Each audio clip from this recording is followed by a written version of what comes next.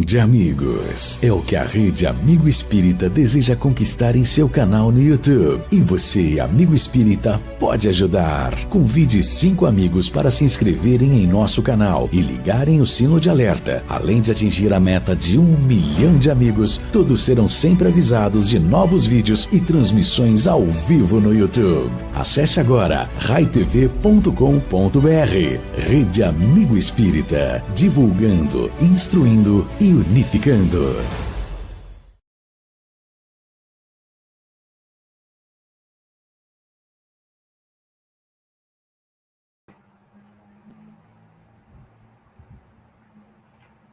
Boa noite a todos, boa noite a todas. É com muita alegria, com muita felicidade que nós estamos mais uma vez nesse trabalho tão gratificante que é de estudar o Evangelho de Lucas à luz da doutrina espírita. E eu tenho a grata satisfação de dividir hoje a telinha com a nossa querida amiga irmã Cris. Vou buscar ela, vou chamar ela, adicionar ela aqui conosco. Boa noite, Rinaldo. Boa noite a todos que estão aqui conosco, que já chegaram, né? A gente já viu um pessoal aí lá do Sudeste aparecendo. Vamos lá, vamos para mais um estudo. Mais um estudo, isso, Cris. Gente, eu só tenho a agradecer a todos vocês que estão conectados, que estão participando desse estudo, né? O Evangelho de Jesus, né?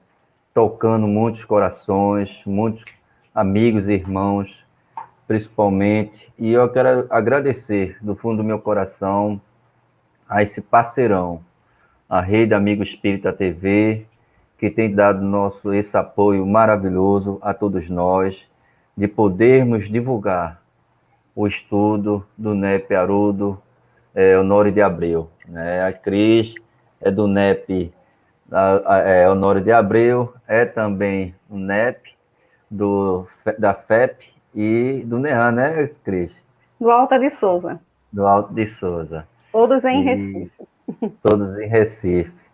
E a gente agradece, do fundo do meu coração, essa parceirona que abraçou essa causa que é do mestre, da qual ela é uma amigona, uma irmã de coração que Deus colocou no nosso caminho. Eu agradeço muito. E vamos aprender muito com ela, tá certo?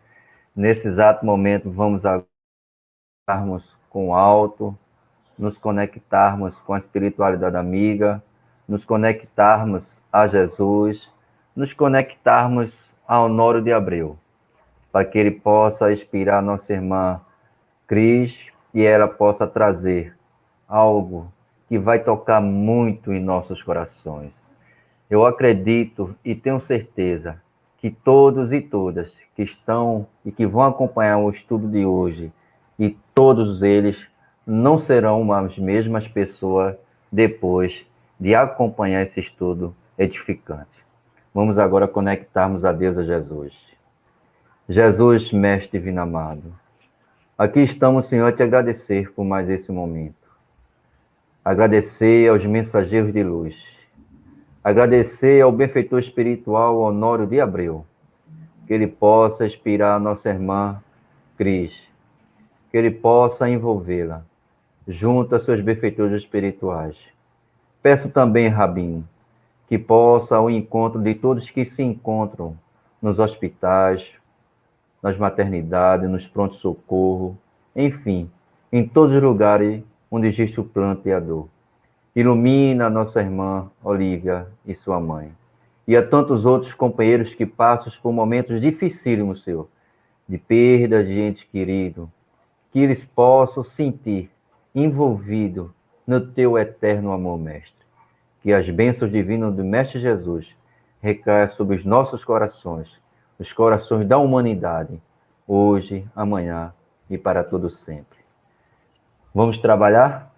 Sim, seja, vamos trabalhar. E eu vou começar fazendo a descrição de imagem para os nossos irmãos com deficiência visual. Vamos lá? Então, nós estamos em 2.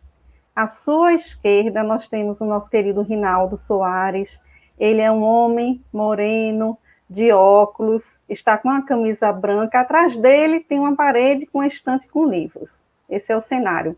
Eu sou Cris Mascarenhas, uma mulher branca, cabelos louros, um pouco abaixo dos ombros. Estou com a blusa verde.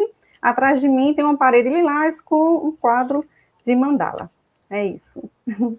É muito interessante assim, a gente falar de João o Batista, é transformador e é algo que a gente está precisando muito, né?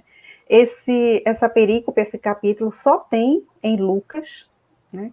E a gente vê a importância desse espírito, né? De modo que Lucas dividiu o evangelho dele em 3, e a primeira parte é João Batista, finaliza com João Batista. A segunda é o messianato do Cristo, né? Aqui na Terra, e o terceiro é a ressurreição dele, né? É assim que ele divide o evangelho dele. A voz do que clama no deserto, né? Arrependei-vos que é chegado o reino de Deus, ou o reino de Deus está próximo, né?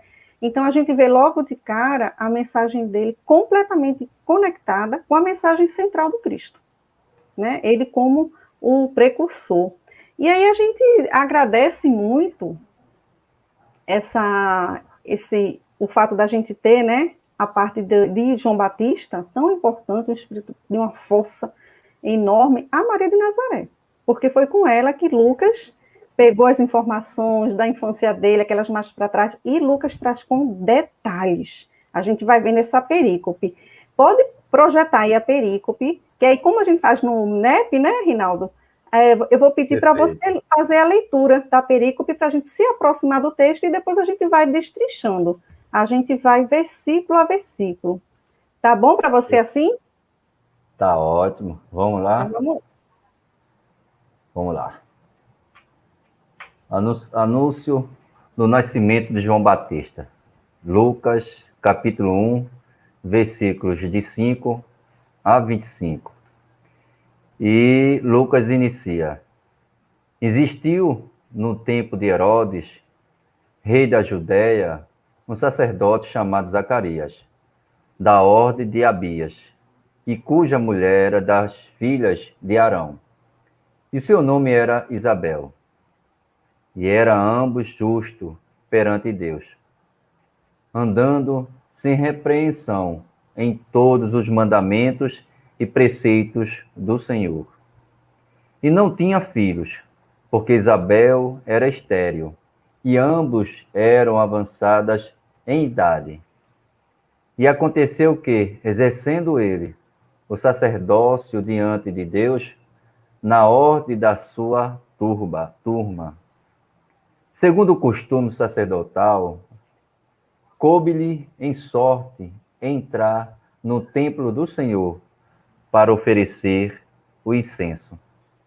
E toda a multidão do povo estava fora, orando a hora do incenso.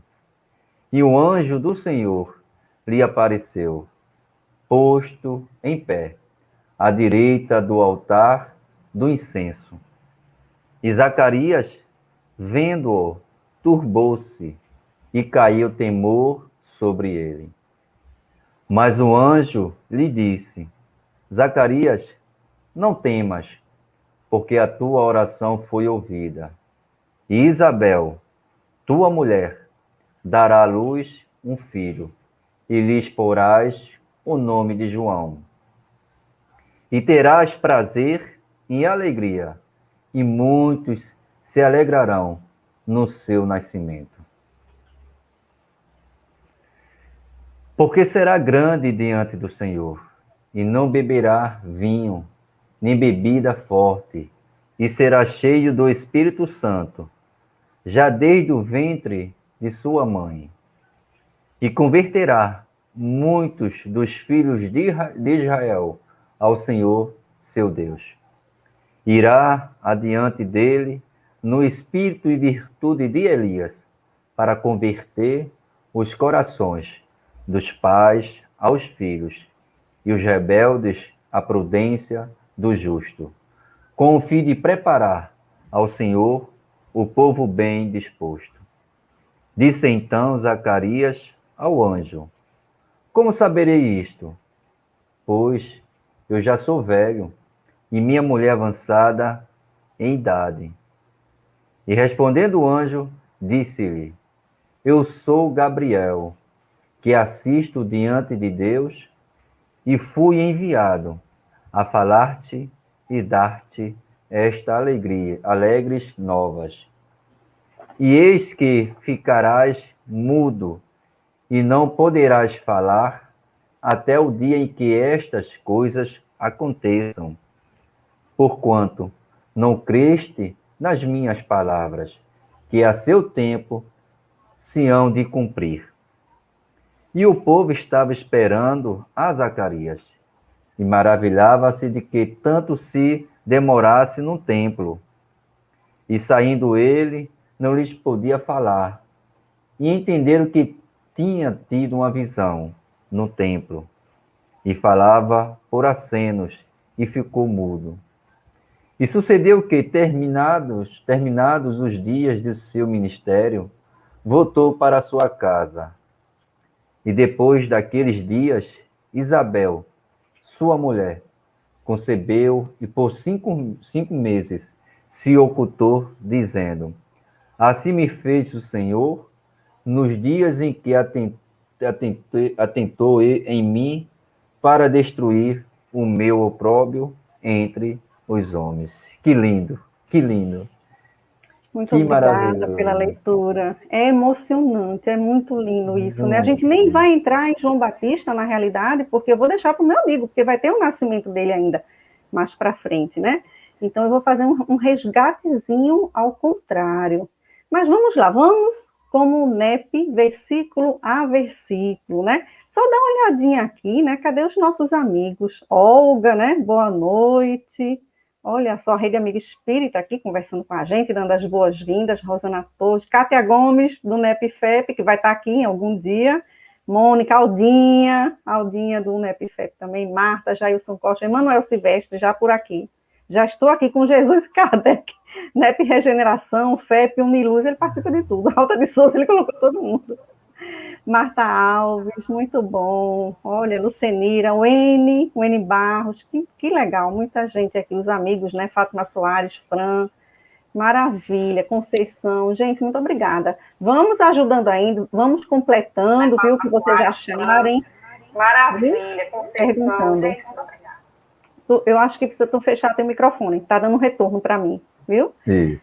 Ok, então olha só, começa logo assim, né? Existiu no tempo de Herodes, rei da Judéia, um sacerdote chamado Zacarias, de ordem de Abias, e cuja mulher era das filhas de Arão, e o seu nome Isabel ou Elizabeth, tanto faz, a gente acha os dois. Os dois vinham de linhagem sacerdotal, ambos, né?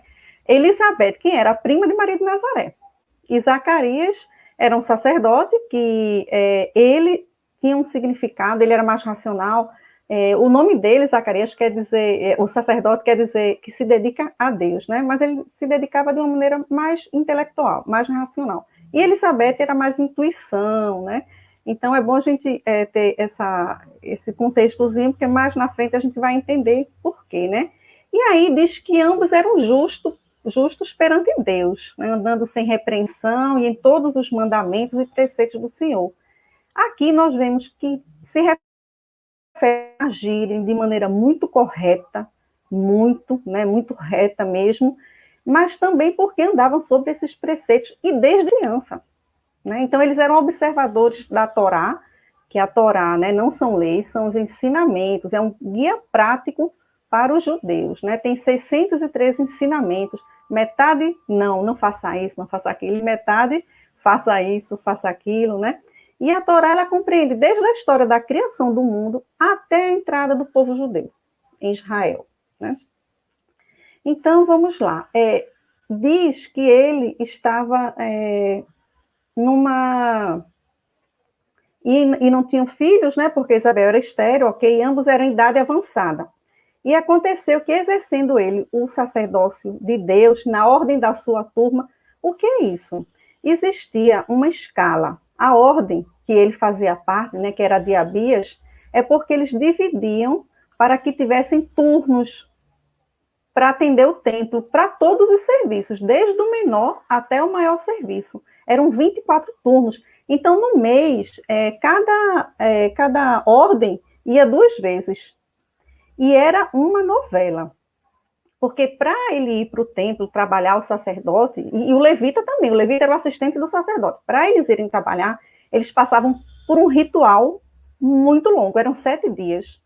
Tinha restrição de algumas comidas, a roupa tinha que estar pura, se no meio do caminho eles tocassem um cadáver de homem, de animal, eles tinham que voltar. E aí, o que acontece? Todos iam para Jerusalém. Ele, por exemplo, Zacarias, morava em Aicarim, que era até perto de Jerusalém, né? Mas imagina os que vinham de mais longe. Perdi o turno. E perder o turno significava o seguinte: você não tem mantimentos em casa, às vezes.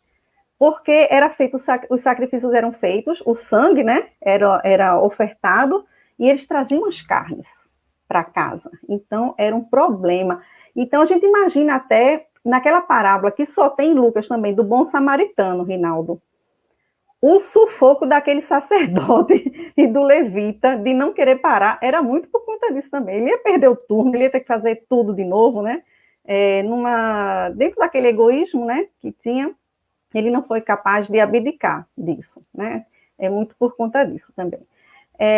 Então, continua o seguinte: segundo o costume sacerdotal, coube-lhe em sorte entrar no templo do Senhor para oferecer o incenso. E toda a multidão do povo estava fora, orando a hora do incenso. Aí observe, quando fala sorte, é porque era sorteio mesmo. As tarefas eram sorteadas. E essa tarefa de ir lá no braseiro, né, para espargir o perfume, né, o incenso, a esparge o perfume, era a mais importante que tinha. E ele nunca tinha sido sorteado. Nunca. Então, ele foi sorteado, ele ficou extremamente emocionado. Mas até então, ele sempre orava com muita mágoa a Deus. Ele se achava punido por não ter filho. Porque naquela época era uma desonra não ter filho. Olha, se hoje, né, a gente vê casais sofrendo, né, imagine naquela época. Sabe por quê, minha gente? Porque todo mundo esperava ter a honra de gerar o Messias. E aí a gente lembra que Maria de Nazaré, antes de receber a notícia, né, antes do Gabriel, que trabalhou muito, né, nessa época, o Gabriel apareceu para todo mundo, ela ficou lá no poço com as mulheres, né, tirando a água, e a conversa das mulheres era essa: quem será a felizarda que vai trazer no ventre o Messias? Então eles esperavam dessa forma aquele Messias, né? Então isso agravava a situação. Ele pensava: como pode? A gente é observante da Torá desde a infância, né? Vive uma vida reta e não tem essa honra. Então existia essa magoazinha, né, por parte dele.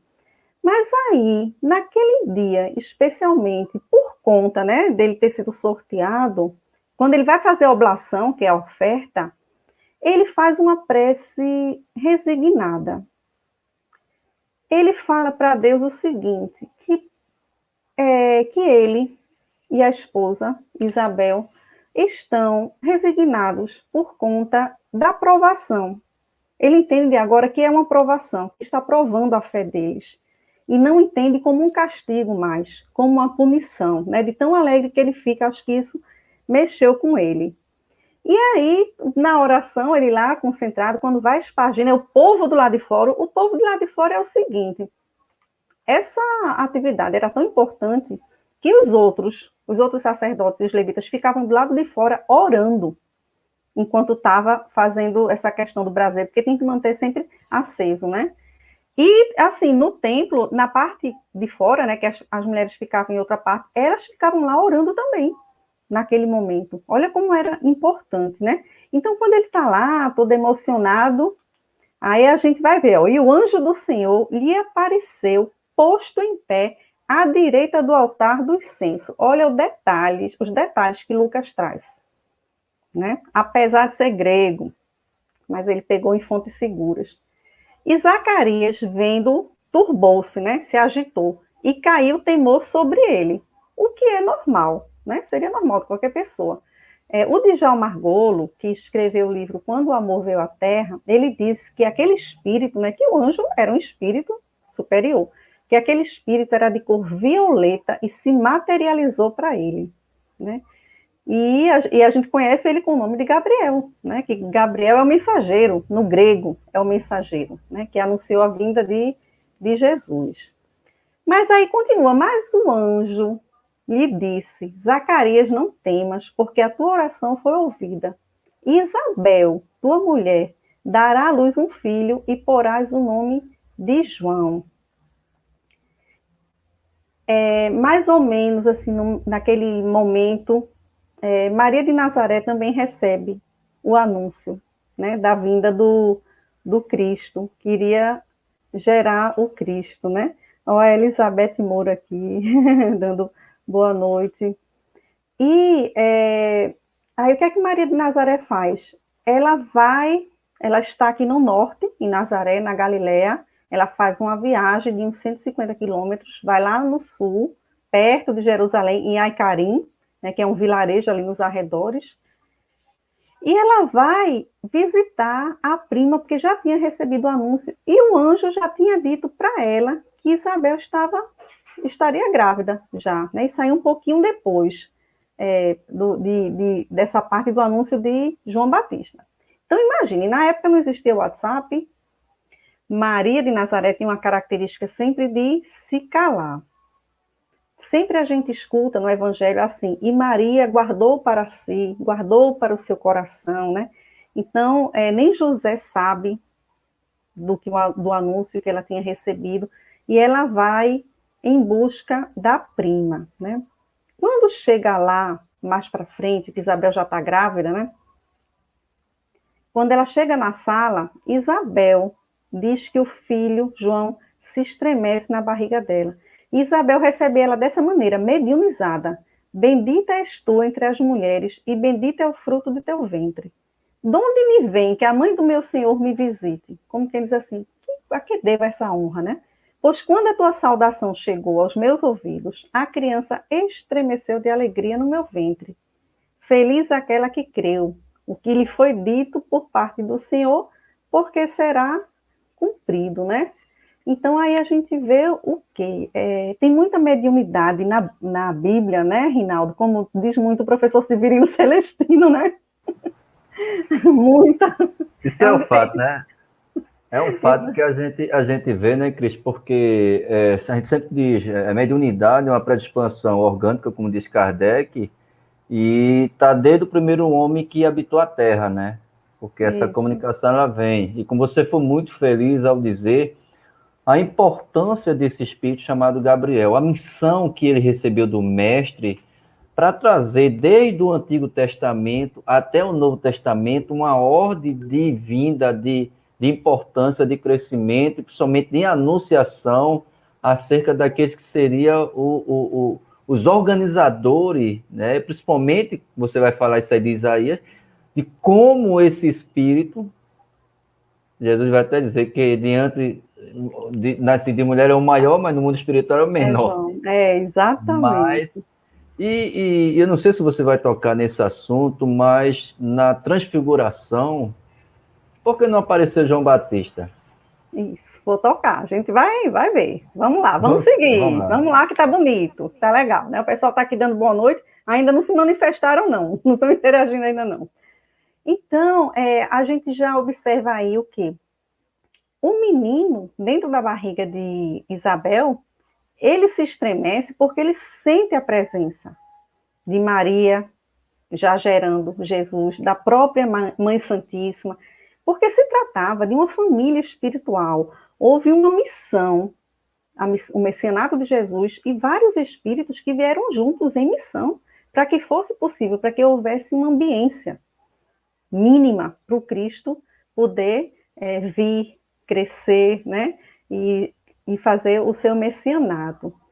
E aí o Lucas continua dizendo o seguinte, e terás prazer e alegria, e muitos se alegrarão no seu nascimento.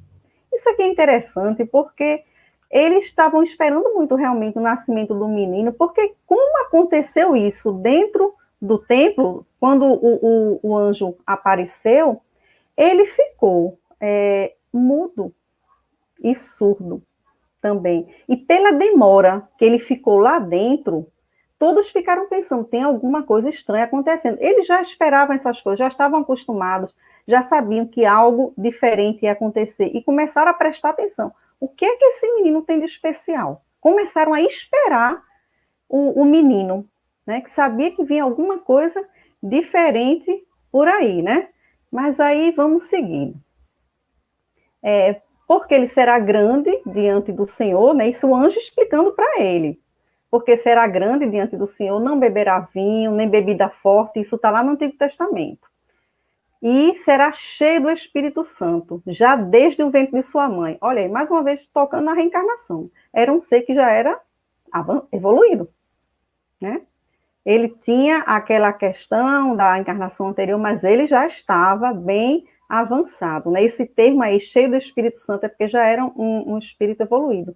Converterá muitos dos filhos de Israel ao Senhor seu Deus, e dará dele no espírito, e irá adiante dele no espírito e virtude de Elias. Fala claramente, né?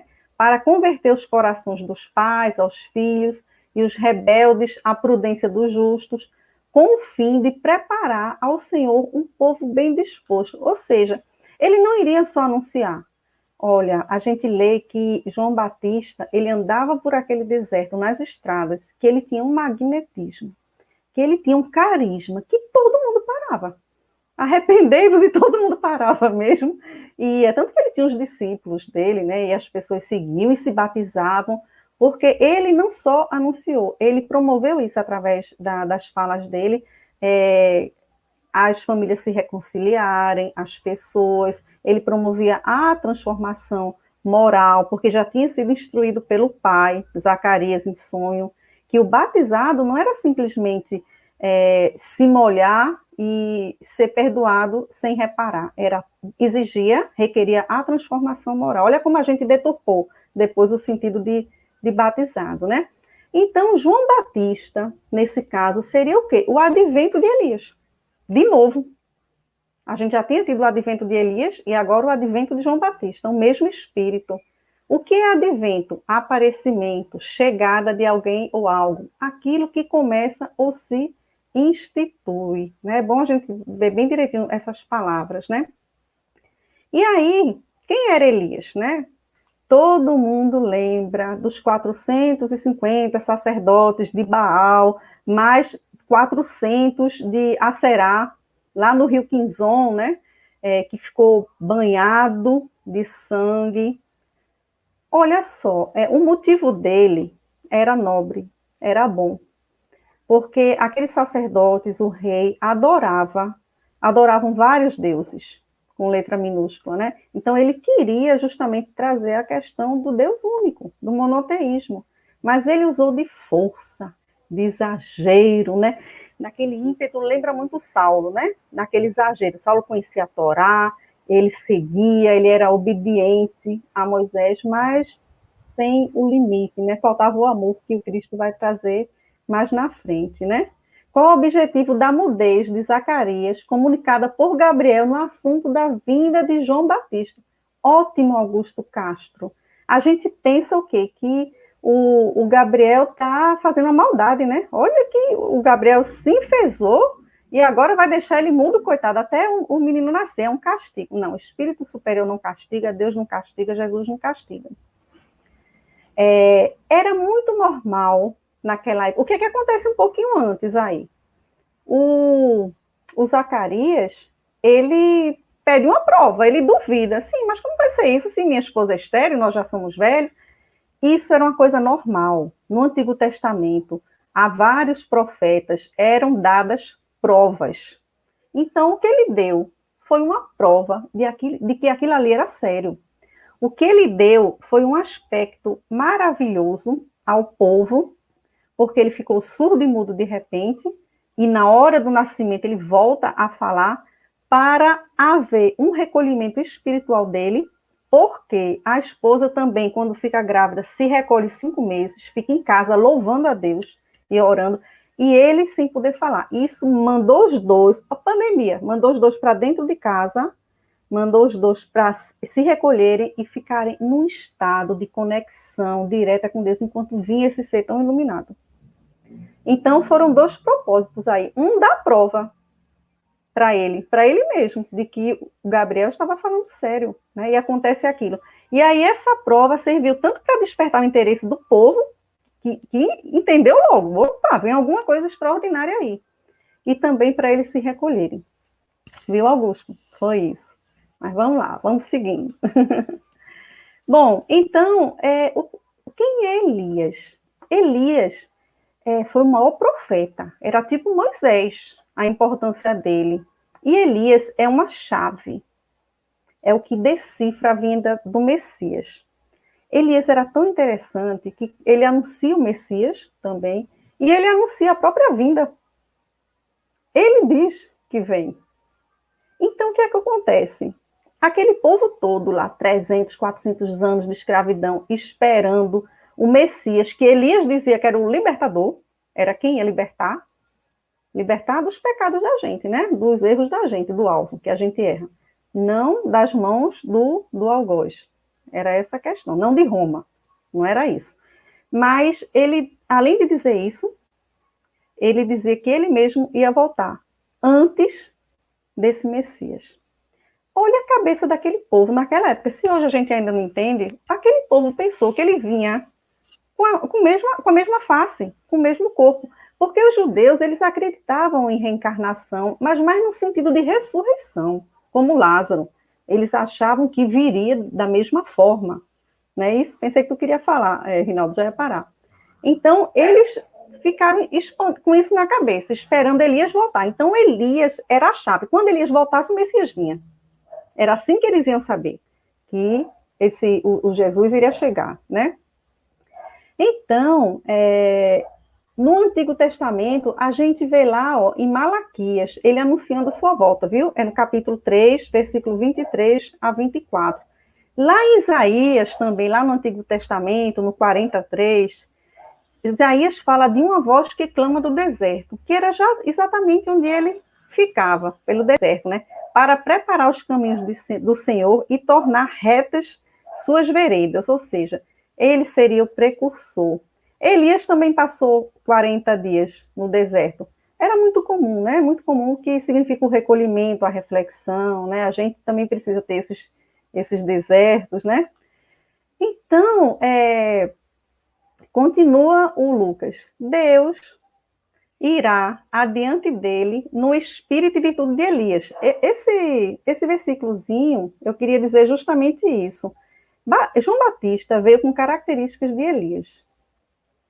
Olha, sobretudo o seu espírito e poder profético, né? Ele era um grande profeta. E também, observe, como João vem com aquela personalidade. O que é que João Batista fazia que ele terminou sendo degolado? Ele continuou enfrentando aqueles reis, desafiando. Ele falava da podridão que existia, né? Quando ia se batizar, raça de víboras, né? Ele vinha com aquela força do profeta Elias, porque era próprio, né? Ainda tinha essa característica. Então, tinha essa questão aí, né? Da adoração. Jesus, quando vai se batizar com ele baixa a cabeça, né? E ele diz, por que vinhas a mim se não tens mancha? Eu que deveria te batizar, né? E aí Jesus diz uma coisa linda, que serve tanto para cada um de nós. Ele diz, filho de Zacarias, conheço a beleza da tua alma, devotada e fiel. Se no passado cometestes ação dura, foi por excesso de zelo pelas coisas de Deus, e nunca por maldade. Por isso, vamos cumprir o que foi programado pelos que são responsáveis pelo destino da terra. Olha só, Jesus veio para cumprir a lei, né? Não para derrogar. Ele humildemente vai ali, se submete, né, ao amigo, ao primo de segundo grau, né, para ser batizado. É uma coisa muito bonita, né? E fala muito disso. Se ele perdoa a gente, imagina por que a gente não precisa se perdoar dos erros do passado, né? Por que a gente imagina de uma pessoa que degolou 800 sacerdotes, não é, Rinaldo?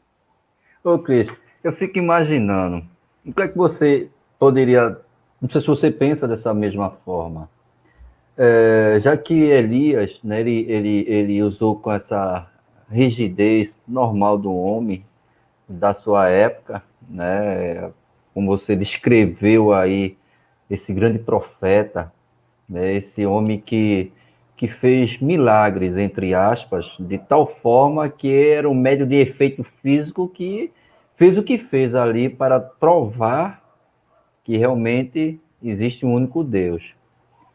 Podemos imaginar ou podemos compreender que muitos daqueles que foram batizados pelo Batista foram aqueles espíritos que ele não aproveitou a oportunidade de conduzi-lo ao caminho do Senhor. O que é que você diz aí sobre essa questão? Porque eu não consigo mudar, e a minha teoria, quando eu falo por aí, eu digo sempre isso. É aqueles que ele batizou foram aqueles que ele degorou. O que é que você diz?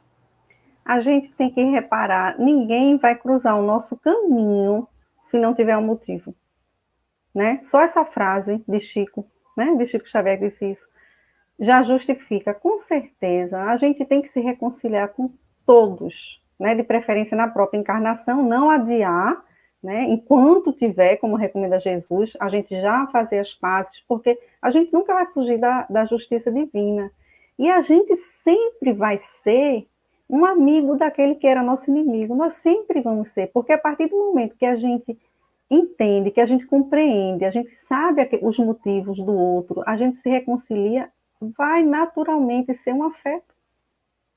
Pode ter certeza disso. Todo inimigo que a gente tem, pode contar. Se eu tenho 10, vão ser 10 ótimos amigos, provavelmente.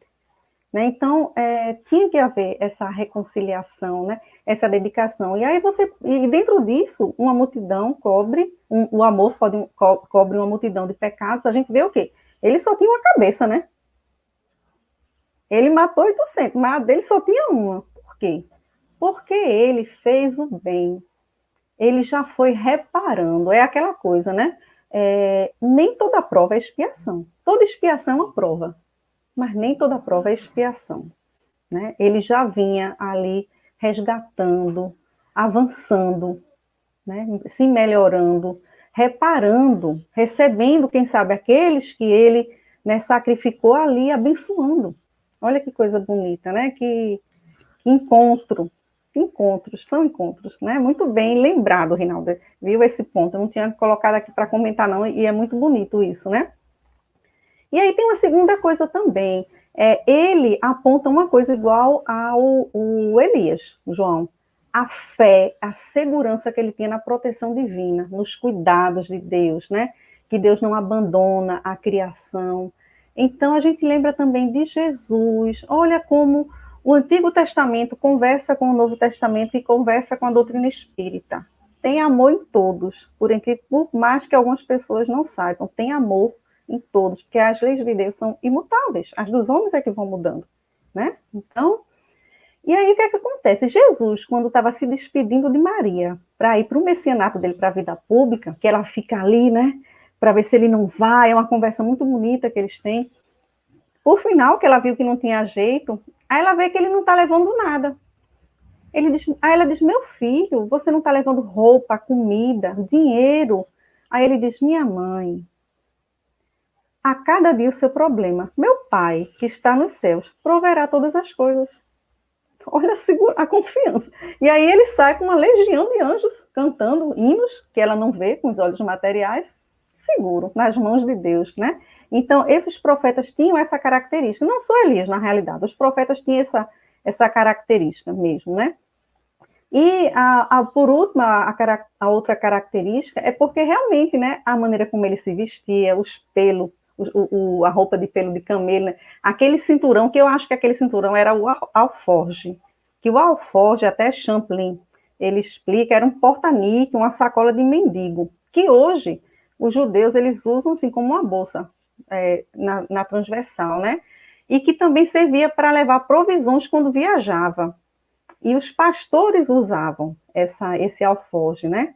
Então, João Batista, ele não segue sua origem sacerdotal, apesar de ser filho de Zacarias, mas ele se comporta como um profeta. Ele age como um profeta, ele adota essa postura, né? Apesar de não seguir a profissão do pai, né? Se a gente lembrar lá em Lucas, na missão dos 12, né? Nas orientações que Jesus dá para os discípulos, tem lá dizendo, Jesus, no Novo Testamento, dizendo, não levar para o caminho nem cajado, nem alforge, nem pão, nem prata. Ou seja, lógico que Jesus não está dizendo, tire tudo, jogue aí e vá embora sem nada. Mas ele está falando dos excessos. Porque ele diz não levar mais de uma túnica. Então ele fala dos excessos que a gente costuma acumular. Nós, discípulos de Jesus, nós mesmos que estamos aprendendo, porque o discípulo está aprendendo, o apóstolo já aprendeu, já está praticando, né? Então, nós acumulamos. Ele fala desses excessos, para não carregar os excessos. E aí a gente pensa muito, né, Rinaldo, e amigos? Cadê o Augusto? O Emanuel está falando aqui também.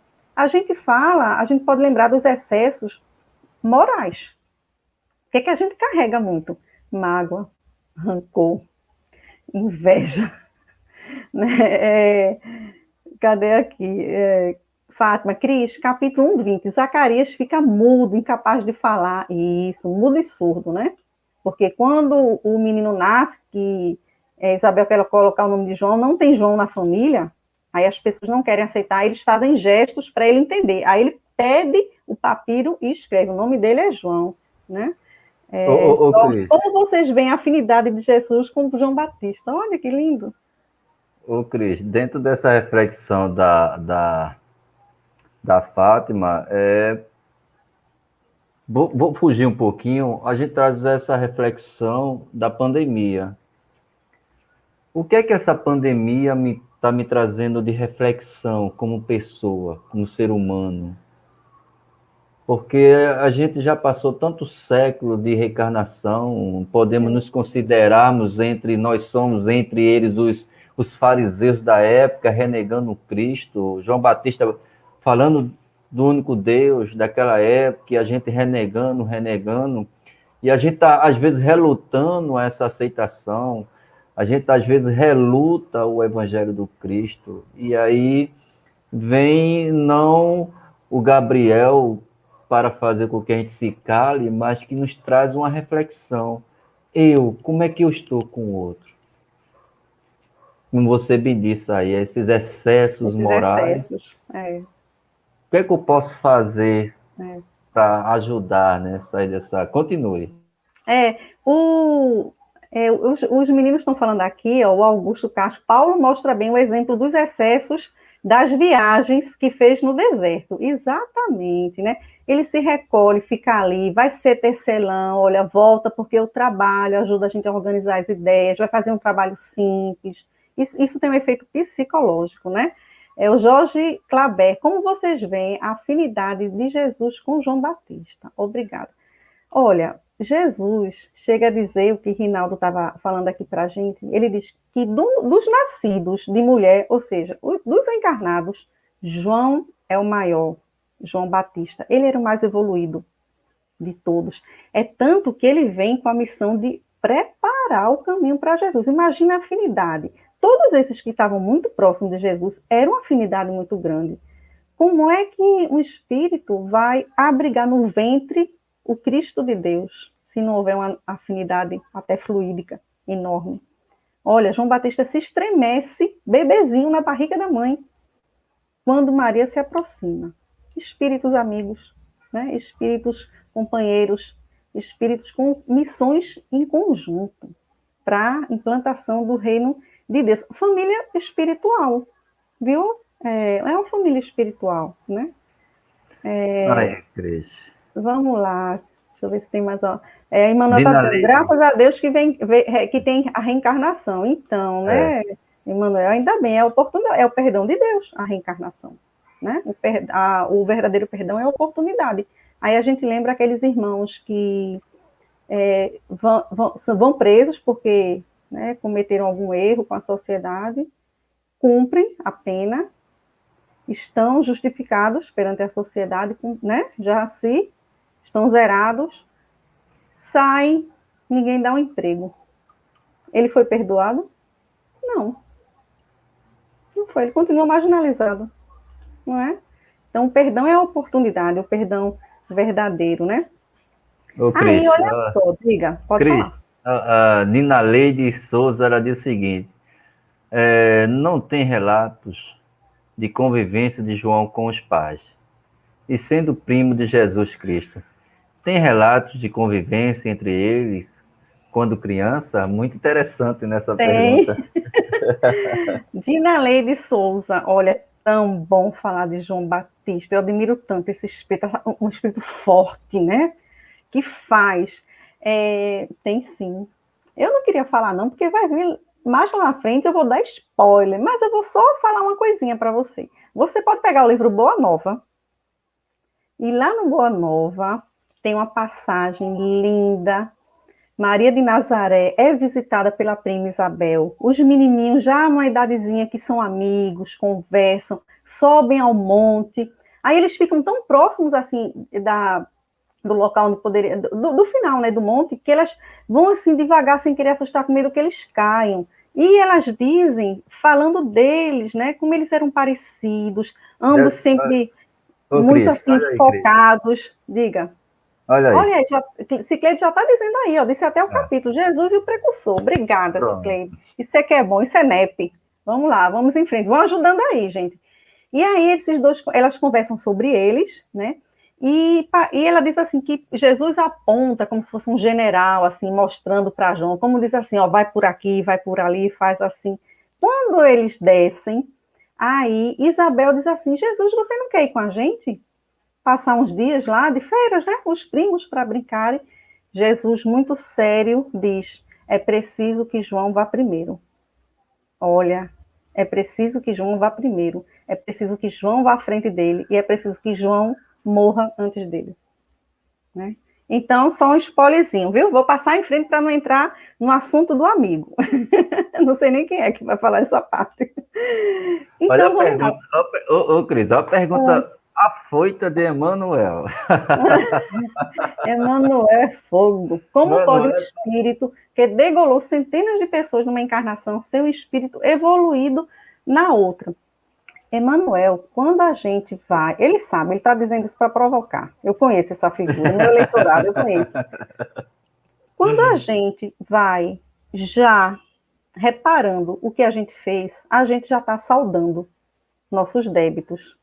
Ele tinha uma força muito grande, esse espírito. Ele é um espírito, ele era maior que Paulo, né? Olha, Paulo mudou de repente não, ele tinha uma base, mas assim, ele decidiu e mudou. Maria Madalena se violentou para mudar, e João e Elias, né? O espírito era o maior entre eles. E aí Jesus fala o seguinte, olha, João, dos nascidos de mulher encarnado, é o maior, não tem ninguém maior que ele, mais evoluído, olha aí. Mas no reino dos céus, ele é menor do que o outro que é menos evoluído ainda. Olha só. Né? Então, para a gente pensar na pequenez da gente. Né? Vamos lá, então, vamos seguir. Estou de olho na hora aqui. Em Mateus 17:10, os discípulos, ao perguntar a Jesus por que os escribas dizem que Elias precisa ver, exatamente o ponto que você está doido para conversar sobre isso, né? Aí, quando ele diz assim, será grande diante do Senhor, né? Aí é justamente essa parte dos nascidos de mulher, né? Porque a gente costuma ver, Manuel também, sabe o que é? A parte só física da existência. E o que aconteceu no mundo espiritual também? Quando a gente amplia para uma visão espiritual, a gente sabe que a gente evolui mais encarnado, mas também evolui na dimensão espiritual, né? Tem essa questão também. E aí, olha só o que acontece. E converterá muitos dos filhos de Israel, isso aí é porque estava no Antigo Testamento, né, no batismo. Irá diante dele o espírito de virtude de Elias, né, convertendo os corações, a gente já falou sobre isso. Joana de Ângeles, no livro Convite da Vida, ele diz o seguinte, que quando fala a prudência do justo, que essa prudência é a sabedoria. É o quê? É pensar antes de falar, de agir, não se precipitar, ponderar, isso é uma sabedoria. Então, a gente tende a ir ficando mais sábio, se a gente for mais prudente, né? Então, a gente falou que aquele povo tinha uma dúvida, né? Porque, se a gente pensar direitinho, eles pensavam o seguinte, quando eles tiveram aquela visão no Monte Tabor, lá na Galileia, Jesus leva Pedro, João e Tiago, que eram os discípulos mais chegados. Sempre nas horas importantes eles estavam lá, do lado de Jesus. E aí eles veem o quê? Jesus conversando com Elias e com Moisés, os pais da raça deles. Amélia Rodrigues diz que as carnes deles se estremecem do impacto que eles têm. Eu fico imaginando, sabe o quê, minha gente? A gente é assim, vendo uma sessão mediúnica, de repente aparece Kardec,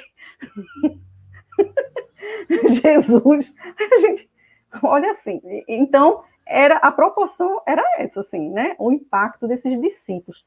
Então, eles não tinham dúvida nenhuma que Jesus, para estar ali, Jesus era o Messias e já sabia das maravilhas que Jesus fazia, né? Os milagres, que a gente sabe que são as coisas que a gente ainda não conhece, os milagres, né? Esses fenômenos. E aí, o Simão Pedro fica intrigado com isso. Ele fica confuso. Ele diz assim: Rabi, não será necessário que venha primeiro Elias, conforme ensinam os escribas?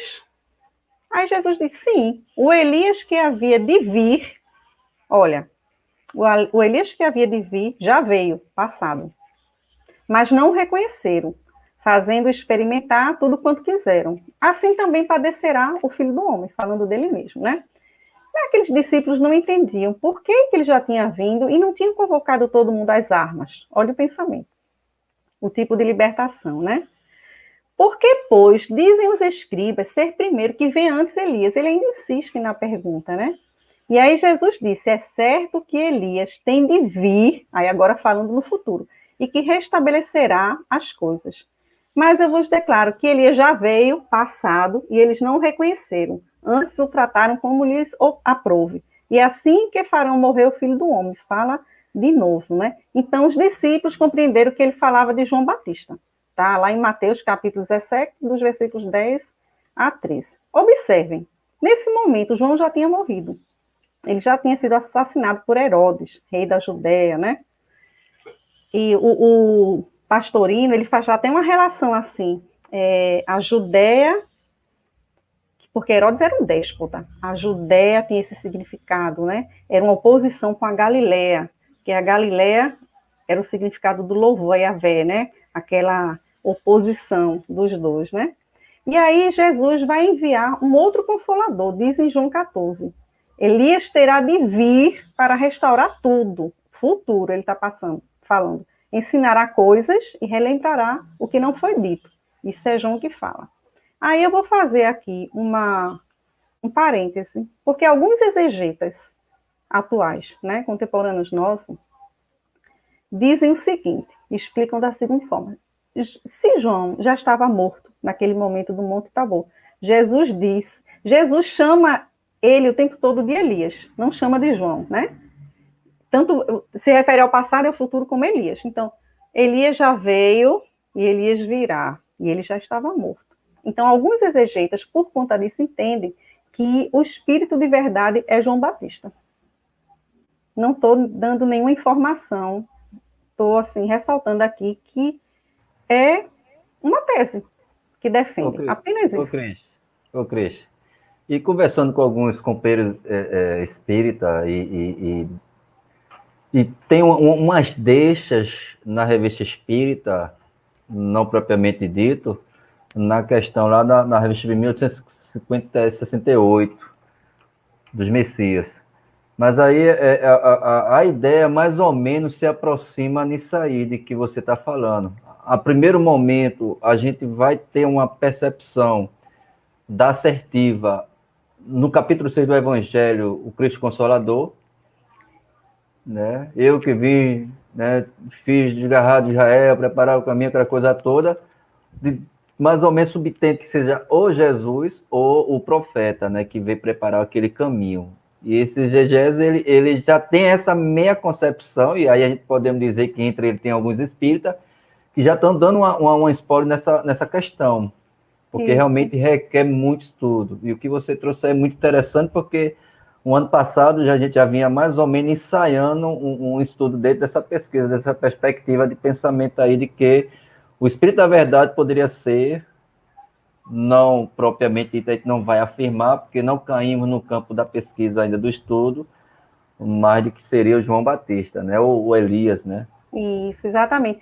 Fran uma das monitoras, né, do NEPFEP, ela está dizendo aqui, professor Severino Celestino ele defende essa tese, realmente, ele defende, né, Evani está perguntando, Evani Inês Krugel, o espírito verdade ou Kardec Elias? Observe, Elias naquela época já era muito evoluído, né? Parece que não, parece que realmente João Batista, se naquela época já era o maior dos nascidos de mulher, né? Ele seria o que iria ditar realmente, o que iria esclarecer.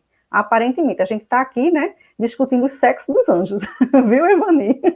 Nunca se sabe, né? Vamos ver o que é que Cicleide está dizendo aqui. João o Batista simboliza a lei e sua enérgica presença prepara o caminho para a chegada do reino.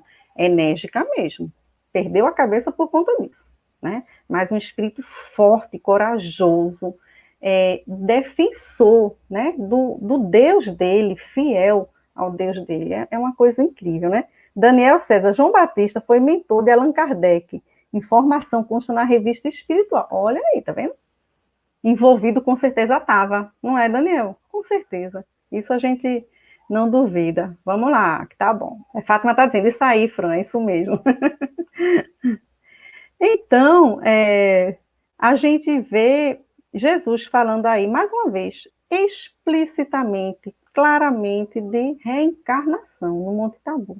A gente não precisa nem para Nicodemos, né? Que também é outra passagem importante que vai tratar da reencarnação, né? Ele, como doutor da lei, ele procura Jesus para entender como é que o homem entra já grande no ventre da mulher de novo. És doutor, Israel, não sabes dessas coisas? E aí Jesus fala que ele, vendo tudo que Jesus fazia, ele não acreditava em Jesus, e Jesus disse, se você não acredita nas coisas que vê, materiais, quando eu falar das coisas espirituais, você não vai entender realmente.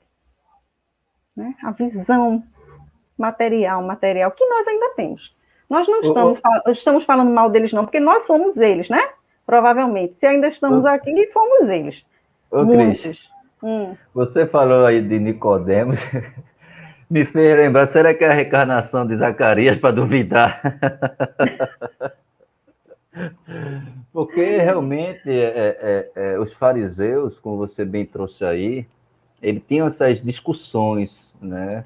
Eles sempre sentavam, e Nicodemos era, entre eles, o mestre na discussão da Torá oral, e realmente fugia a caráter da percepção, da extração do espírito, né, a letra, mas aqui era diferente, ele observava mais a letra, como hoje, nos dias atuais, a gente percebe que muitos observam ainda a letra, e a gente sabe que essa percepção da reencarnação foi muito tocada nele, porque fugia a caráter, e ainda hoje foge a caráter e compreensão de qualquer pessoa. E aí a doutrina espírita traz essa compreensão. E aí a gente vê o quanto você traz com muita emoção, com muito amor, com muito carinho, o desenvolvimento da vinda desse espírito. Porque não foi qualquer espírito que veio, não. A vida relapsa de cada um, como você bem trouxe, ela requer de oportunidades. Ele pode ter, até porque João não degolou só.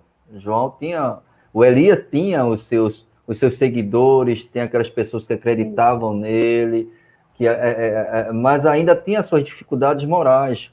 Mas Jesus acreditava de que ele poderia defender, como assim o Saulo, depois da transformação para Paulo, defendeu, como assim afirmara Estevão já no final do seu desencarne, desenlace, quando diz Abigail essa questão. Portanto, você está trazendo como uma propriedade de singular, de coisas que enriquece mais, né? E João é um espírito diferente. É um espírito que traz uma nobreza. Olha a frase que ele vai dizer, se faz necessário que eu diminua. Isso é humildade, isso é uma compreensão, isso é um entendimento. E o diálogo que você trouxe de Jesus com ele é emocionante, é lindo demais. Muito lindo, filho de Zacarias, vê que carinho, né? Como Jesus fala com a gente, porque ele fala com a gente assim. Olha, quando Jesus é batizado por ele, Jesus poderia dali ir embora. Ok, já cumpriu a profecia, vou embora. Jesus fica uns 2 ou 3 dias ali, escutando as pregações de João Batista. João que tinha um discurso tão duro, pesado, Elias, né? Ainda, assim, gritando na mente dele. Pesado, né? Com mãos de ferro. Depois daqueles dias de convivência com Jesus, ele fica dócil. Ele muda o discurso, ele traz no discurso uma alegria, uma tranquilidade, traz esperança, né? Então, por conta daquele convívio, Jesus ficava ali, de discípulo dele, escutando ele pregar. E ele altamente inspirado. Dizem que essas pregações desses dias dele, altamente inspiradas por conta da presença do mestre. Olha a bondade, né? E a humildade do nosso Cristo, né? A Aldinha está aqui, agradecendo o pessoal da Rede Amiga Espírita, José Aparecido, Rafael Papa, por a gente estar tendo essa oportunidade de conversar aqui com mais pessoas, né? Uma conversa tão boa no sábado à noite, né? Uma maravilha. É bom demais. Vamos lá, vamos continuar. Que a gente está ainda, viu? Disse então Zacarias ao anjo: como saberei disto? Pois eu já sou velho e minha mulher avançada em idade. E respondendo, o anjo disse-lhe: eu sou Gabriel, que assisto diante de Deus e fui enviado a falar-te e dar-te as alegrias novas. E eis que ficarás mudo e não poderás falar até o dia em que essas coisas aconteçam, porquanto não creste nas minhas palavras, que a seu tempo se hão de cumprir. Gabriel, em aramaico, quer dizer homem forte de Deus. Quando eu li isso, eu pensei, meu Deus, forte mesmo, porque calou o outro, né? E ensurdeceu. E em grego quer dizer mensageiro. E aí a gente vê que era normal isso, né? Abraão fez, Ezequias fez, né? Ele apresenta as credenciais dele, diz quem é, né? E fica surdo como um sinal de que aquilo ali é uma coisa extraordinária que está acontecendo, né? E aí ele se entrega, né? Eles ficam realmente recolhidos. E o povo estava esperando Zacarias e maravilhava-se de tanto que se demorava no templo. Eles tinham tanta noção que quanto mais Zacarias demorava, mais eles achavam bom. Olha, está acontecendo alguma coisa extraordinária. Eu acho que é tipo assim, uma reunião mediúnica que demora alguma coisa e quem está do lado de fora fica ansioso. Meu Deus, o que é que está acontecendo? Né? Alguma coisa extraordinária, né? Não estou só, porque o Pai está comigo. João 16:32, Marta Alves. Sempre, né, Marta? A gente aqui não está com o Pai, com Jesus, mas eles sempre estão com a gente. Sabeis onde ele está agora? Resposta: não sei o que ela se tornou, mas vos será fácil disso se informar, junto de vosso guia espiritual, São João Batista. Olha aí, tá vendo o manuzinho que trouxe. Então, a gente vê, continuando aqui, né, e o povo estava esperando o Zacarias e maravilhava-se, né, da demora do tempo, achava bom. E saindo ele, não lhes podia mais falar, entenderam que tinha tido uma visão no templo, e falava por acenos, e ficou mudo. E sucedeu que, terminados os dias de seu ministério, voltou para casa, ou seja, ele não estava no plantão dele, na escala, né, então... Ele esperou, olha como ele era obediente. Um acontecido desse, a pessoa faz o quê? Vai para casa, abandona tudo, né? Tô mudo, tô surdo agora. Ele não, ele fica, ele cumpre o plantão dele. Eles eram muito corretos, assim, obedientes a Deus, para depois voltar, né? Ô, E depois, Cris, diga. não é à toa que ele foi escolhido, né? Pela disciplina, pela obediência, pela confiança, pela perseverança, pela integridade, porque é importante que a gente compreenda que a Torá é uma dos livros mais exigentes, que traz uma disciplina ética, moral muito forte, né? E ela ensina os preceitos morais. E era de costume eles também observarem, até porque, como você com muita propriedade trouxe lá no início, a tristeza do âmago dele de não ter um filho, teres filho, né?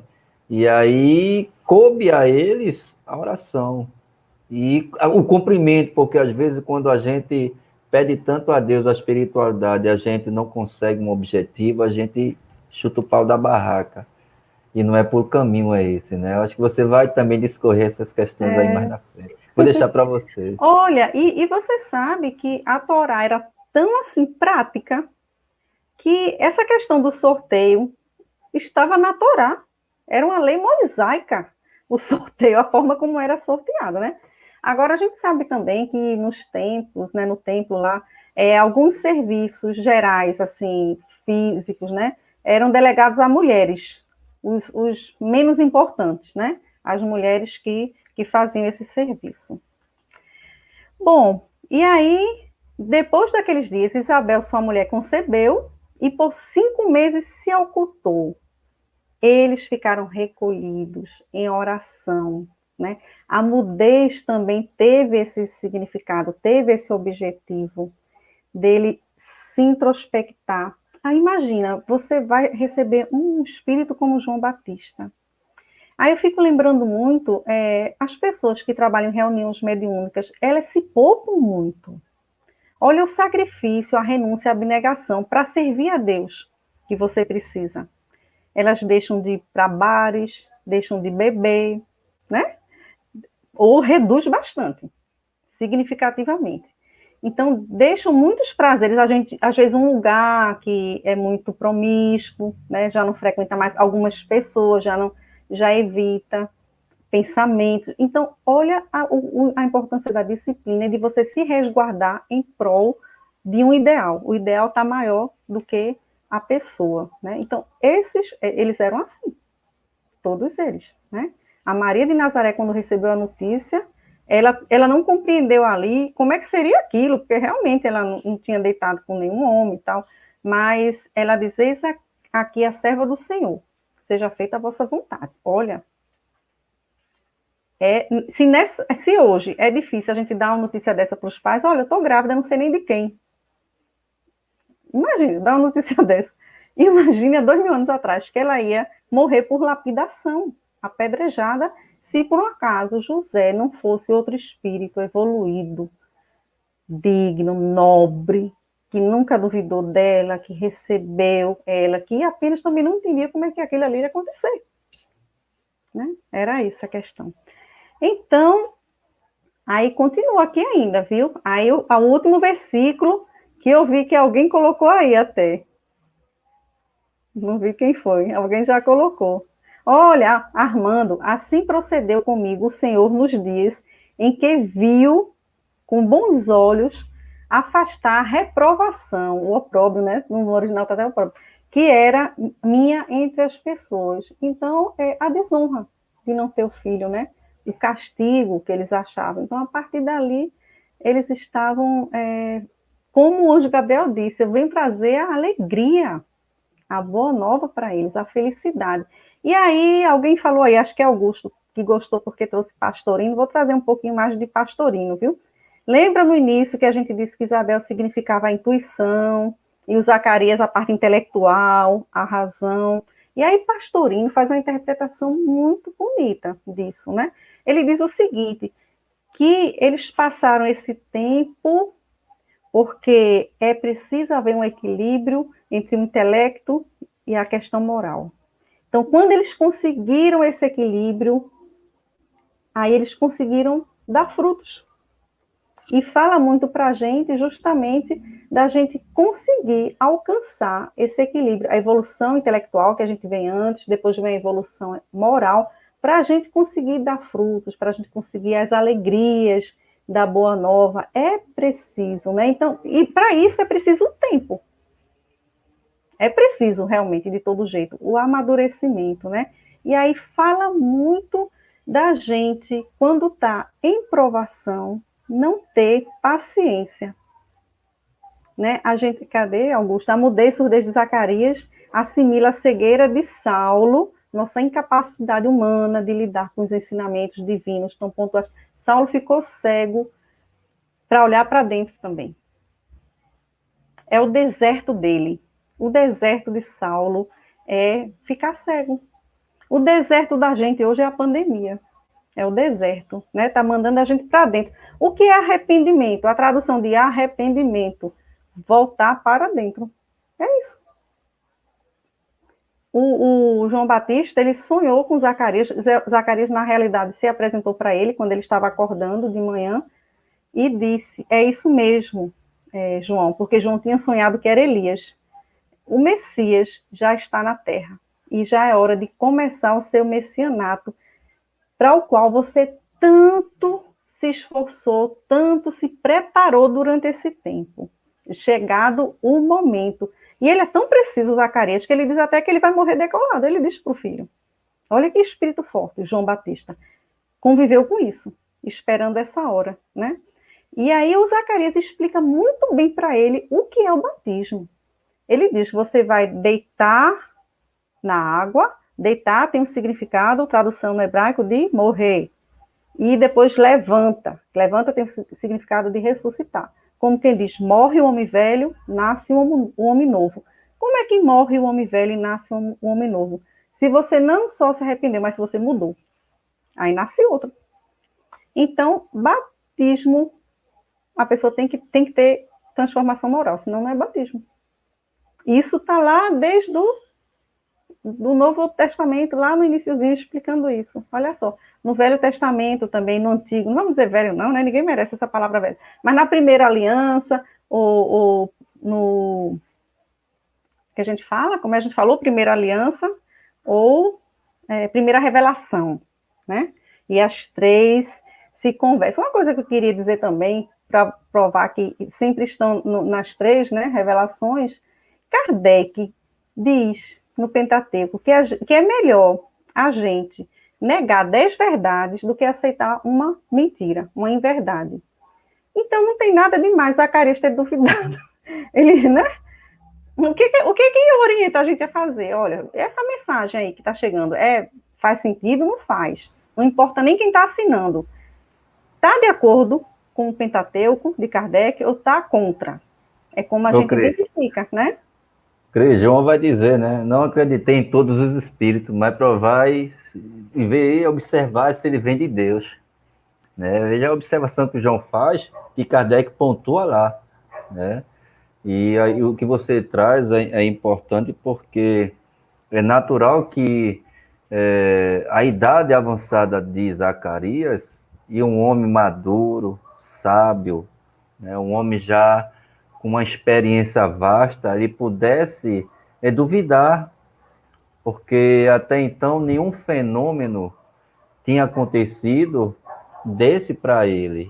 E até então ele também nunca tinha acompanhado um fenômeno tão natural no nosso ponto de vista hoje, né? Porque na realidade é um milagre, aquilo ali no linguajar, mas que apresenta, se materializa, porque na realidade o espírito tem esse poder de materializar. Era um espírito muito evoluído, que sabia manipular os fluidos, e tanto é que ele manipulou e ele neutralizou as cordas vocais, que não há nada de milagre aí, que era um fato natural, né, de um magnetismo, né, espiritual dele mesmo, do espírito, né, e como você com muita propriedade diz, é natural que todos nós possamos, e se faz necessário, como diz Kardec, duvidar do espírito. Ah, Bezerra de Menezes disse isso, será que é Bezerra de Menezes mesmo? Ah, fulano disse isso, tal espírito. É preciso extrair e observar a letra. Como você bem diz, né? Não acreditei em todos os espíritos. João disse, e você vai dizer, Kardec diz mesmo, é melhor negar 99 do que aceitar uma. Isso. E isso é importante a gente observar essa questão aí, que foi muito bem colocada e foi bem inspirada por você aí. Olha, tem uma coisa interessante, o Armando colocou assim, ó, um Espírito Santo, embora algumas traduções optem por ver aqui o especificamente Espírito Santo. A expressão de Lucas não tem um artigo definido, pelo que em rigor é um Espírito Santo. Realmente, é porque eles resgatam isso do Antigo Testamento, né?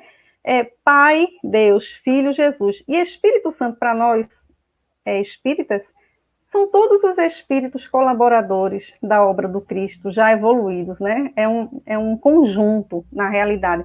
Mas traz realmente, tem esse detalhe, e o Lucas, ele é muito cuidadoso, assim, então quando, o Espírito Santo, embora algumas traduções, o Espírito Santo, a expressão de Lucas não tem o artigo, porque ele já era bem mais cuidadoso com essa questão, né? De não personificar, né? Muito bom, deixa eu ver. Quando Isabel, Jorge Claber, quando Isabel estava grávida, era Elias que estava no corpinho em formação até o nascimento. E passa a ser persona João Batista. Nós temos várias personas, né? Eu hoje Cristiane, ontem não sei, outra, né? Mas o espírito é o mesmo, né? O espírito imortal. Jesus chama ele o tempo todo de Elias, né? O tempo todo. Mesmo quando ele se refere a João Batista, como a gente viu no Monte Tabor, ele fala em Elias. Elias já veio e tal, para causar essa reflexão mesmo dos discípulos. Mas é o mesmo? Então Elias já veio, para eles chegarem à conclusão, porque Jesus usava a maiêutica que Sócrates usava, de fazer perguntas para que a pessoa refletisse, porque as perguntas são melhores do que as respostas, porque leva o outro a pensar. Se eu digo, ele está aceitando ou não o que eu estou dizendo, né? Então isso causa uma preguiça até mental. Então Jesus força a pessoa a pensar, a tirar suas reflexões, suas deduções e suas decisões, né? Isa Freitas, esse batismo é no dia a dia perfeito. A gente tem que vir agora, porque olha só, a mensagem do Cristo, Emmanuel diz lá em Renúncia, tem que ser conhecida, meditada, que aqui a gente está discutindo, sentida, né? A gente parece que esses personagens estão bem pertinho da gente, né? E vivida. O objetivo do NEP é a gente melhorar como pessoa, através dessas mensagens que são trazidas. Então, as reflexões espirituais são importantíssimas, e especialmente as mudanças que a gente pode vir a fazer, né? Esses acontecimentos ficam matutando, né, na cabeça da gente, a gente fica se vendo lá naquelas ruas, né, vendo o João Batista lá comendo mel de abelha, né? Não é tão interessante, né? É verdade. Nicodemos é um nome grego, mas a característica dessa figura coloca nos mais altos circuitos da sociedade judaica. Não só é fariseu, como é Arquinon, eita, agora foi fogo, viu? Arquinon Tom Lodaion. Olha, Armando, como é que tá a minha pronúncia? Ô, Cris, a gente tem 10 minutos. Sim. Então, gente, olha só. Essa voz do que clama no deserto, até hoje está clamando. Até hoje está avisando a gente que os tempos já chegaram, que Jesus está na terra. Maria de Nazaré já disse, Jesus está na terra. Ele está cuidando de nós. Ele não está lá, não, numa estrela longe, olhando de longe aqui o planeta Terra. Ele está trabalhando, porque ele disse que meu pai trabalha e eu trabalho até hoje também. Então, nós estamos sendo o tempo todo amparados. Essa voz clama há tanto tempo, clama dentro da gente, clama toda hora. Clama toda vez que a gente encontra um desafeto, clama quando a gente se irrita, clama quando a gente não tem paciência, quando a gente faz uma maldade. Ao tempo todo ela está clamando para a gente despertar, sem constranger a gente, né? Sem constranger, mas chega um momento que é necessário realmente uma pandemia, uma coisa mais grave, uma prova coletiva, que é o que a gente está vivendo, para que a gente se recolha, reflita, né? Que a gente pense nesses colaboradores, que quando a gente fica imaginando assim, meu Deus, por que ele fez isso? Por quê? Qual o motivo que ele tem para fazer isso? Porque a gente não conhece ainda o amor. Quando a gente conhecer o amor de verdade, o puro, a gente vai entender, porque a gente vai querer o bem do outro, vai querer que o outro também esteja bem. Vai fazer sem ter nenhum motivo para fazer, vai querer avisar, né? Então, aí é preciso a gente pensar o seguinte, no final de cada conversa dessa, né, que é muito rápida, porque a gente não pode também passar para outra semana, porque toda semana nós já temos convidados agendados, e Rinaldo é danado, ele é competente, ele já agendou até dezembro de 2021. Então, não tem como ficar, a gente termina semana que vem, como a gente faz no NEP, termina daqui a 6 meses, que eu já vi até terminar a perícia em 6 meses, né? Conheço uma lá em Minas Gerais, acho que a pessoa está por aqui. Mas é assim, não tem problema não, mas aqui tem um cronograma, tem uma agenda, né, Rinaldo? Então, o que está sob o nosso controle? O que não está, esquece. Vírus está fora do controle, o que é que a gente pode controlar? A gente pode usar gel, a gente pode usar máscara, a gente pode manter o afastamento físico, não social. Afastamento físico é diferente do social. Fala um afastamento social. É errado, não é social. A gente está aqui. A gente talvez esteja mais unido, com mais intimidade. Vocês estão dentro da minha casa, dentro da casa de Rinaldo, né? Então, a gente está conhecendo gente que não conhecia. Ó, quantas pessoas aqui? Estavam a semana passada, eu notei os nomes, né? A gente está fazendo aqui uma amizade já. Então, quando que a gente teria essa oportunidade? Então, a gente não pode dizer que é afastamento social, não. É físico apenas. Sabe para quê? Vamos agora começar a treinar a expansão do perispírito para chegar até aí, dar um abraço em vocês, dar um abraço em Rinaldo, porque a gente pode fazer isso. Não é? A gente pode. A gente estudou pensamento e vida, né, Rinaldo? Juntos. Não tem nada de maravilhoso nisso. Não é milagre nenhum. Então, certeza, o que é que esse estudo está dizendo para você? Está querendo conversar com você? Esse estudo diz mais respeito, é porque João é uma figura tão grande que ele tomou 1h30, mas esse estudo diz muito respeito a Isabel e Zacarias, da perseverança deles. Diz para eles o seguinte, e para a gente, que numa prova, por pior que pareça, e por mais longa que pareça, a qualquer momento pode acabar. Vai depender da nossa necessidade, de um merecimento, mas vai depender também da maneira como a gente enfrenta, com que postura a gente enfrenta, né? Então, qualquer prova que qualquer um de nós esteja vivendo agora, porque estamos no mundo de expiação e prova, a qualquer momento pode acabar, a gente não sabe, o que para a gente pode parecer que não tem fim nenhum, não vai acabar nunca, do ponto de vista da nossa existência, mas do ponto de vista imortal, para Deus, ela vai acabar em algum momento. Ela tem uma data para acabar, né? Quando a gente aprender. Então, esse casal traz isso para a gente. E durante esse tempo, eles não esmoreceram, eles não deixaram a sua obediência a Deus, não deixaram os seus rituais, o seu trabalho, nada. Mesmo magoados, tristes, que é normal, nós somos humanos, mas eles continuaram na linha reta, né? Fazendo a parte deles. Então, enquanto a gente está na prova, é a gente se manter firme, em pé, na linha reta, porque na hora certa vai se resolver, né? Ana Souza, este grandioso momento nos fez conhecer tantos trabalhadores, exatamente, e nos deu a oportunidade de conhecer mais o Evangelho. Estamos conhecendo, viu? O Rinaldo começou aí levantando minha bola, levantando a expectativa de vocês, e eu estou só aqui facilitando. Rosana, gratidão, Cris e Rinaldo, pelo lindo estudo e aprendizado. Lindos são vocês.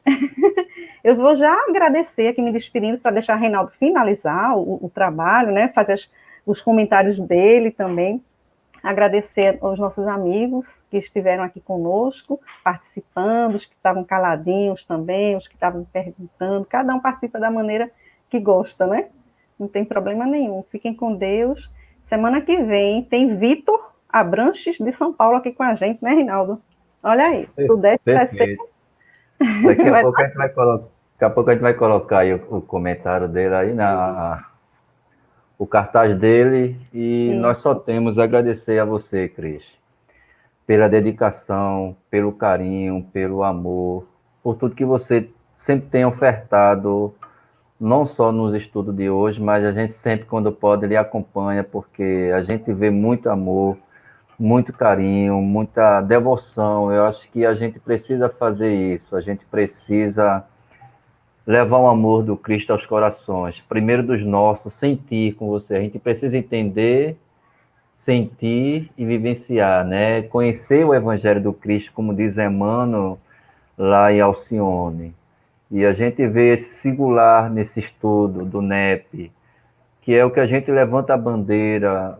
Não é porque a gente levanta a bandeira, é porque Kardec recomenda que a gente estudasse, a gente voltasse aos tempos remotos, para que a gente possa reviver, a gente possa, acima de tudo, tentar resgatar o tempo perdido, né? E aí o tempo nunca é perdido, o tempo sempre é de aprendizado, de lição. Minha gratidão, querida, minha gratidão, irmã do coração, muito obrigado mesmo, porque é bom ouvir você. Vai ser bom ouvir cada companheiro, cada irmão. O Victor, ele entrou assim, ele está estudando, está aí com a gente. Um irmão precisou de se ausentar e ele está aí com a gente aí. Eu vou pedir licença a vocês para sairmos e colocarmos o cartaz dele e a gente vai voltar. Um minutinho só, viu, gente? É rapidinho. A gente volta.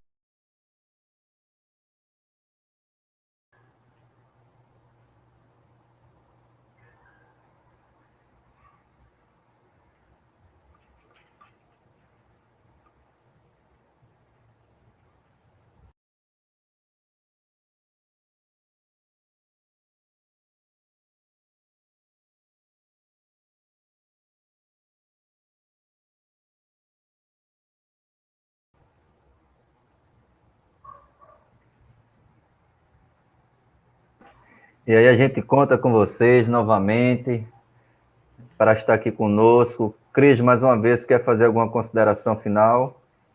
Eu quero só aqui ler uma coisinha que Armando colocou, né? Eu gosto tanto desses comentários. João Batista consegue apenas batizar com o elemento água, é que a água representava tudo para eles, né? Na época eles achavam que o mundo todo tinha saído da água, por conta daquela imensidão, né? E a gente tem que lembrar que a água é um grande condutor de fluido, eles não estavam assim errados, não, viu? Mas só Jesus consegue batizar com o ar e com o fogo, é porque o fogo purifica. O fogo é o que purifica, né? Mas não pela violência, pelo amor. Gratidão, gente. Muito obrigada. Fiquem com Deus. Bom final de semana para todos. Vamos concluir, é claro, conectado com Deus, com Jesus, com a oração. Cris, me faça essa honra de ouvir você mais uma vez, em gratidão a Deus, a Jesus e ao seu Honório de Abreu, por favor. Isso, amém. Vamos lá, gente, vamos orar. Quem quiser fechar os olhinhos para se concentrar melhor, né? Aproveitar essas vibrações amorosas do Cristo em direção a nós nessa noite, todos que estão aqui. Vamos imaginar essa luz, esse amor que nos absorve, que nos preenche nesse momento, também saindo, também sendo direcionado para os nossos familiares, amigos, por aqueles que estão doentes, por aqueles que são nossos inimigos, especialmente, pelos criminosos, os equivocados, que o Emmanuel nos lembra que o criminoso é aquele que não foi descoberto ainda, todos nós somos, precisamos lembrar de todos os aflitos, né? Muito recebemos do Pai nessa noite, de Jesus, dos amigos espirituais, o seu Honório Abreu nos orientando, conduzindo, inspirando, né? Dentro mesmo de nossa pequenez, os espíritos são tão bondosos que nos auxiliam com nossas fraquezas, com nossas com as nossas falhas, né? Com as nossas limitações. Então, que possamos ter uma excelente noite e continuar, quem sabe, na espiritualidade, esses estudos, trabalho, que nossos anjos guardiões ou guia espiritual possam continuar conectados conosco para nos proteger, nos orientar, né? Nos amparar em qualquer experiência que possamos ter. Fiquem com Deus, gratidão, Jesus, amigo de todas as horas, por esses momentos, que todos que estão aqui possam ser abençoados. Amém. Que assim seja. Obrigado, gente. Boa noite, Cris. Muita paz e muita luz a todos. Fiquem com Deus. Tchau, tchau. Até sábado. Até sábado.